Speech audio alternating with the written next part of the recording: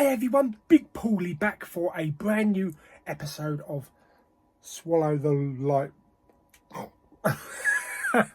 Yes, back for a brand new episode of What Light Will Pauly Swallow? What Flick Will Pauly Pick? Yes. 74% of the vote, 74% wanted me to watch Once Upon a Time in Hollywood. Quentin Tarantino. 9th film, is it? I think 9th. Yes, all set in the 60s, 69. Didn't see it at the cinema. I have the 4K, but I'm going to watch the Blu-ray. But then I'll have a look at the 4K picture downstairs. Because my dad's watching telly at the moment. I don't want to interrupt him. He'll be asleep with his nap soon. Anyway, we're going to have a look at the film. It's about 3 hours long, I think. And give you my opinion afterwards. Because I do like Quentin Tarantino. And I was a bit bummed that I missed this one. So let's get the wrapping off this one. Get it in the player. And let's watch Once Upon a Time in Hollywood.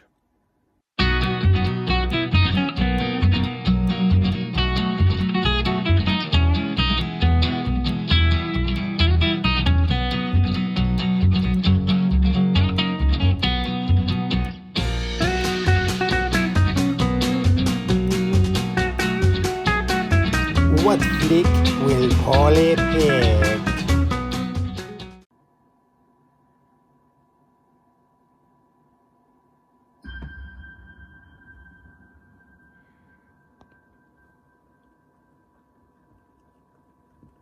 About 3 hours later.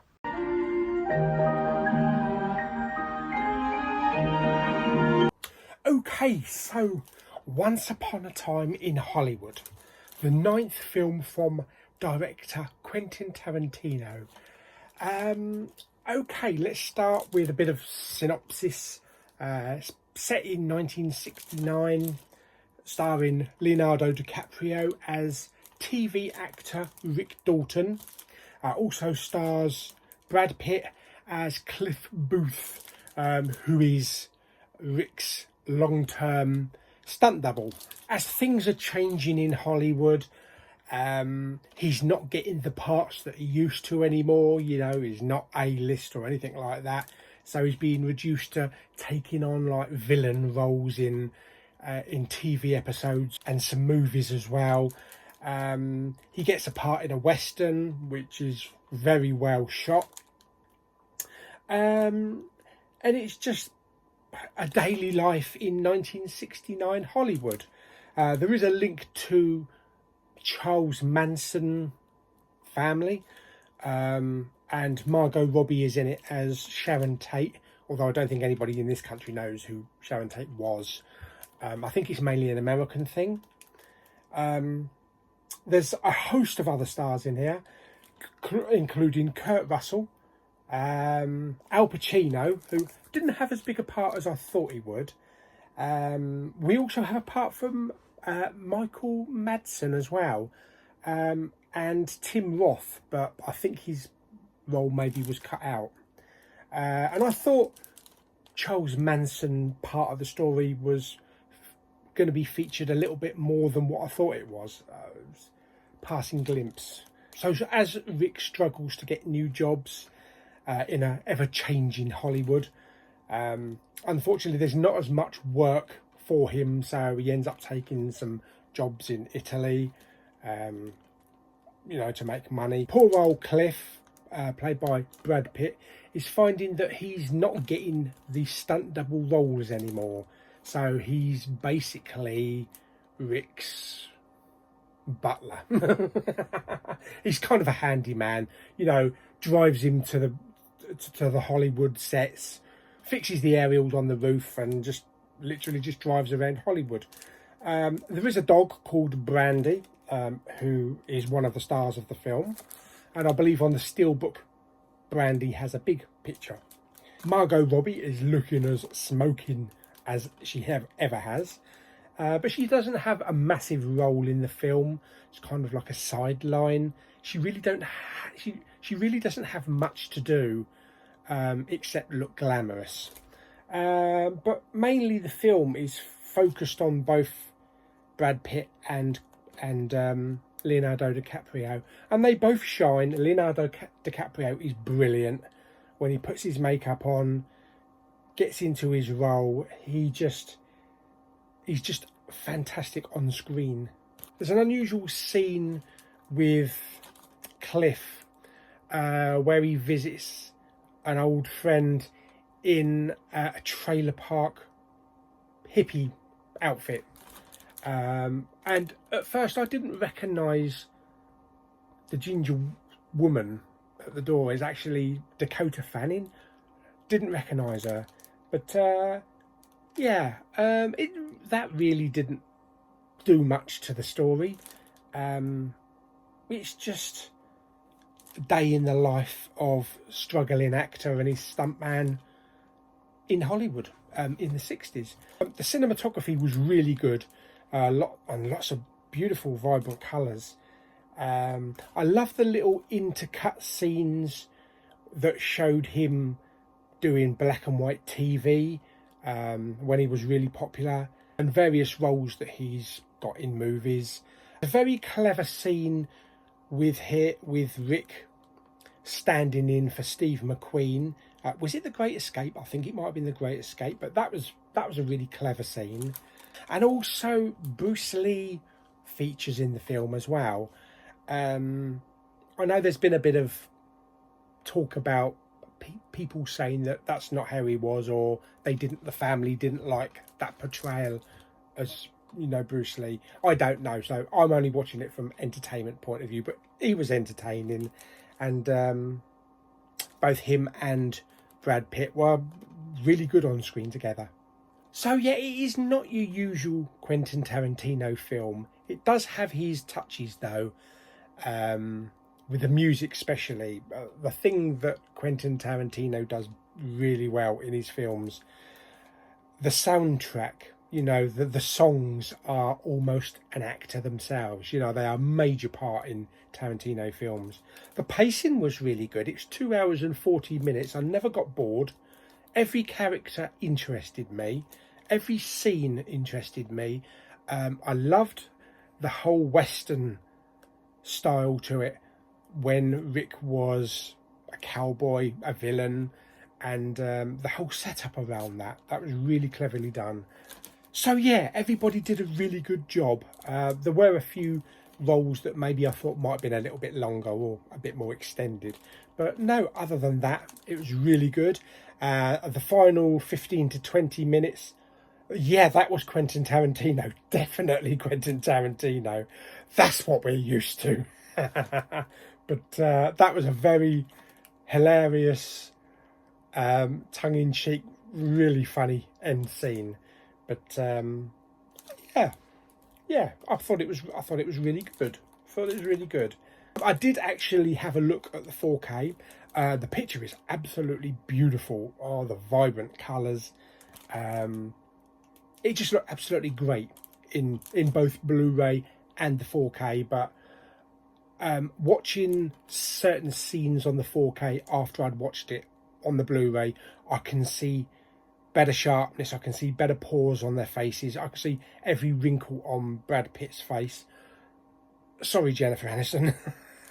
But also the colours were more vibrant as well. So definitely a 4K is the upgrade over the Blu-ray, even though the Blu-ray really did look good. And it sounded good. It was DTS HD Master Audio 5.1. And it did upscale it to Neuro on my system. And it was a good soundtrack. The music was thumping. Things like gunshots and stuff like that was really good. There was use of surrounds. So yeah, I'm really impressed with the actual soundtrack for it. Of course, the acting is really good. Really, the only two people that actually stand out in the film is Leonardo DiCaprio and Brad Pitt. Yeah, Margot Robbie is really good, but it's not really a standout role. But everybody else, all the supporting cast, were really good as well. There are Blu-ray extras, including Quentin Tarantino's Love Letter to Hollywood, Bob Richardson for the Love of Film, Shop Talk, The Cars of 1969, The Store in Hollywood, the production design of Once Upon a Time in Hollywood, and the fashion of 1969. So a whole host of special features in that little yellow bar there. But yeah, really had a lot of fun with it. There's also 7 additional scenes as well, so that's pretty good. So yeah, had a lot of fun with that. How would I rate it on a scale of 1 to 10? I would give it 8.5 failing Hollywood actors. Yeah, 8.5 out of 10. Really enjoyed it. Not one of Quentin Tarantino's best films, but it's still a really good film. And I'm glad I've got it in my collection. I will revisit it again several times. But yeah, had a lot of fun with it. Really good film. Okay, so we are done with Once Upon a Time in Hollywood. Really good. It's time to pick out the next 5. But first, I've got a couple to put in the pot. So let me flip the camera around and show you what's going in the pot. Okay, so there we have Once Upon a Time in Hollywood. So that's gone in the scene pot. And I have 2 to go in today. Life After Beth and Zombieland Double Tap. So let me fold them up and put them in the pot. Give it a good shake. And then we'll have a dig around. Meanwhile.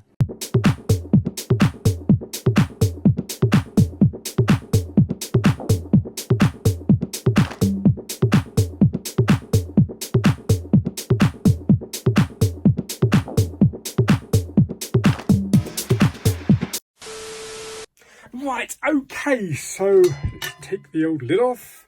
It's had a really good shake. Right, okay, here we go then. Let's see what we're going to dig out today. So we have Dark Places.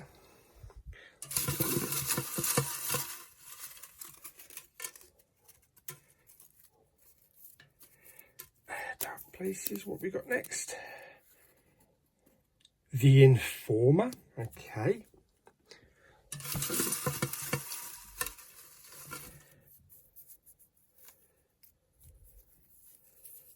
What's that? The Peanut Butter Falcon, brilliant.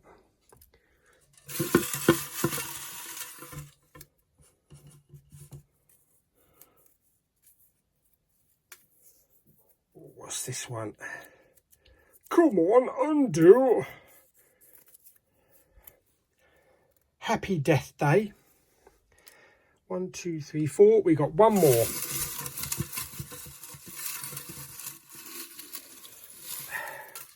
pick that one right in the middle there. That's the one.